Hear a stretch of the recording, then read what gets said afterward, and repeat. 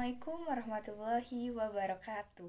Halo semuanya, perkenalkan nama saya Rizka Lusianti dengan NIM 1901874 dari Pendidikan Ekonomi 2019 Universitas Pendidikan Indonesia. Di sini saya akan membahas mengenai artikel jurnal yang telah kelompok saya buat dengan tema Islam dan Kebudayaan. Judulnya adalah Islam dan Kebudayaan, studi atas tradisi seputar kelahiran bayi di Tatar Sunda untuk memenuhi tugas ujian akhir semester mata kuliah Seminar Pendidikan dan Agama Islam. Yang melatar belakangi dibuatnya artikel jurnal ini, pertama-tama budaya Sunda merupakan budaya yang lahir dan berkembang pada kehidupan masyarakat Sunda. Budaya Sunda ini lebih dikenal dengan budaya yang sangat menjunjung sopan santun, ramah tamah, murah senyum, dan saling menghormati orang tua. Salah satu budaya Sunda yang terkenal adalah mempercayai makhluk halus dan hal goib lainnya. Nah, fenomena keberadaan mempercayai makhluk halus di tanah Sunda ini seperti sudah menjadi bagian dari kehidupan masyarakat, walaupun beberapa masyarakat masih hidup berdampingan dengan adat istiadat, pamali, maupun mitos-mitos yang merupakan suatu cerita tradisional masyarakat yang berkaitan dengan hal-hal goib dan tentang larangan-larangan di kehidupan. Nah, masyarakat Sunda melaksanakan upacara adat istiadat ini biasanya dengan tujuan untuk mengungkapkan rasa syukur serta memohon kesejahteraan, keselamatan dunia akhirat. Nah, salah satu perpaduan antara agama dan tradisi Sunda adalah dengan tradisi kelahirannya pada masyarakat pada dasarnya yang merupakan kepercayaan terhadap keyakinan adanya yang goib, luar biasa, dan supernatural yang berpengaruh terhadap kehidupan masyarakat maupun individunya masing-masing. Kepercayaan itu biasanya menimbulkan perilaku seperti berdoa, memuja, lainnya seperti acara selamatan bayi dan prosesi acara ritual keduanya. Berkaitan dengan relasi agama dan budaya, tradisi kelahiran merupakan upaya-upaya menggambarkan pola pengembangan kehidupan berbudaya. Masyarakat yang berbudaya adalah masyarakat yang memiliki kemandirian subjektif. Jadi dari itu kelompok saya ingin membahas mengenai apa aja sih tradisi yang ada seputar kelahiran di tanah Sunda ini. Nah, metode yang kelompok saya gunakan adalah metode deskriptif karena pelaksanaannya meliputi data, analisis, dan interpretasi tentang arti data yang diperoleh. Data yang digunakan itu dari 3 narasumber yang langsung diwawancarai terkait tentang tradisi seputar tanah Sunda ini. Biasanya yang diwawancarai ini adalah masyarakat sendiri, serta ada dukun beranak, dan yang lainnya. Nah, teknik analisis data yang kelompok saya gunakan adalah analisis data, proses mencari dan menyusun data secara sistematis dengan hasil wawancara, catatan lapangan, dokumentasi, dan cara mengorganisir data dalam kategori serta menjabarkan ke unit-unit, melakukan sintesa, menyusun ke dalam pola, dan memilih mana yang paling penting yang akan dipelajari serta membuat kesimpulan akhir yang diperoleh baik untuk diri sendiri maupun orang lain. Nah, ada tahapan-tahapan proses pengumpulan data yang kelompok saya gunakan, yaitu ada reduksi data, serta juga ada penyajian data, kesimpulan atau verifikasi.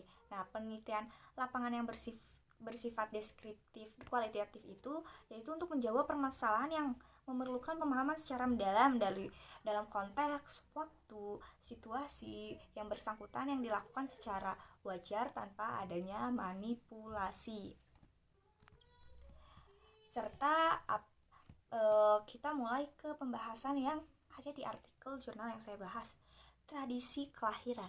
Tradisi merupakan salah satu komponen dari kebudayaan yang dimiliki oleh setiap kelompok masyarakat. Kata tradisi ini ya berasal dari bahasa Latin yang terbaca traditio, yang memiliki kata dasar trodere, artinya menyerahkan, meneruskan, turun-temurun, serta tradisi pada setiap masyarakat akan berbeda. Baik, nah maka dari itu nih, tradisi kelahiran yang ada di tanah Sunda dan tradisi kelahiran yang ada di lainnya, itu kebudayaan lainnya akan berbeda. Salah satu kebudayaannya adalah tradisi kelahiran yang ada di tanah Sunda, di mana tradisi-tradisi kelahiran di tanah Sunda ini ada berbagai macam. Yang pertama adalah upacara memelihara tembuni. Itu seperti merawat tembuni usai persalinan agar bayi selamat dan berbahagia. Yang kedua, upacara nencrang bumi. Nah, upacara ini biasanya memukulkan alu ke bumi sebanyak 7 kali di dekat bayi dan serta dibaringkan di atas pelupuh atau di lantai dari bambu yang dibelah-belah. Juga ada upacara puput puser. Nah, puput puser itu tali pusat bayi yang telah dipotong harus dirawat baik-baik karena termasuk saudara baik. Juga ada upacara ekahan, tradisi yang merupakan akikah yang diselenggarakan oleh masyarakat Sunda. Biasanya upacara ekahan ini merupakan tradisi umat Islam. Jadi banyak nggak cuma di kebudayaan Sunda saja, tapi ada di beberapa kebudayaan lainnya. Ada juga upacara nurunkeun. Nah, ialah upacara yang pertama kali bayi dibawa ke halaman rumah, serta ada upacara cukuran. Nah, upacara cukuran ini biasa disebut upacara marhaban. Ini juga tradisi yang ada ketika bayi berumur 40 hari. Ini juga termasuk dalam tradisi yang ada di kebudayaan di umat Islam sendiri. Ada juga upacara turun tanah. Nah, upacara ini biasanya ditujukan sebagai rasa syukur dan memohon kesejahteraan dan keselamatan lahir batin di dunia akhirat. Nah, hubungan perspektif Islam terhadap tradisi seputar kelahiran itu apa aja sih? Nah, memiliki hubungan yang erat agama dan masyarakat serta budayanya. Tidak berarti bahwa agama harus menyesuaikan diri dengan segala hal yang ada di dalam masyarakat begitu saja. Malah sebaliknya, agama diharapkan untuk memberikan pengarahan serta bantuan untuk memainkan peranan kritis kreatif terhadap masyarakat yang dalam banyak halnya memang tidak beres antara agama dan masyarakatnya sendiri. Seharusnya terdapat hubungan timbal balik. Karena itu betapa pentingnya bagi setiap agama dan pemeluknya untuk memiliki pengertian, kepekaan, kesadaran, dan pengetahuan tentang keadaan masyarakatnya. Nah, dari hasil yang kami wawancarai dari 3 narasumber itu, semuanya memiliki persamaan yang terkait. Yang pertama ada wawancara dari Ibu Nana yang merupakan dukun beranak. Itu dari Jalan Sudi Desa, Muncang, Tasikmalaya, di mana biasanya terdapat 3 bagian terpisah yang biasa dilakukan, yaitu ada adat istiadat, agama, dan mitos kepercayaan.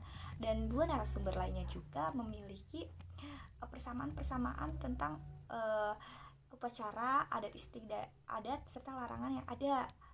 Nah, jadi intinya sebagian besar memiliki adat istiadat yang serupa, hanya berbeda sedikit dari beberapa hal, mulai dari pelaksanaan serta dan lainnya. Serta ini tuh tergantung kepercayaan dan tergantung kepada orang tua apakah masih kental dengan menjaga adat istiadatnya atau sudah biasa saja. Biasanya untuk di daerah masyarakat Sunda sendiri, kegiatan secara menyeluruh itu hanya dilakukan oleh beberapa masyarakat saja, tapi kadang-kadang di masyarakat lainnya hanya inti-intinya saja. Nah, kesimpulannya berdasarkan pembahasan atau hal yang telah saya sebutkan, dapat disimpulkan bahwa bentuk dan makna upacara ritual dilakukan pada masyarakat Sunda ini memiliki keberagaman yang berbeda satu dengan yang lainnya, tapi memiliki fungsi yang sama, yaitu untuk menyatakan memohon berkah kepada Tuhan yang Maha Esa. Dan untuk daftar pustakanya sendiri ada dari Abdul Hayy Abdul Pengantar, Ushul Fikih, Jakarta Timur. Seperti yang disebutkan, inti dari semuanya adalah untuk memohon berkah kepada Tuhan yang Maha Esa.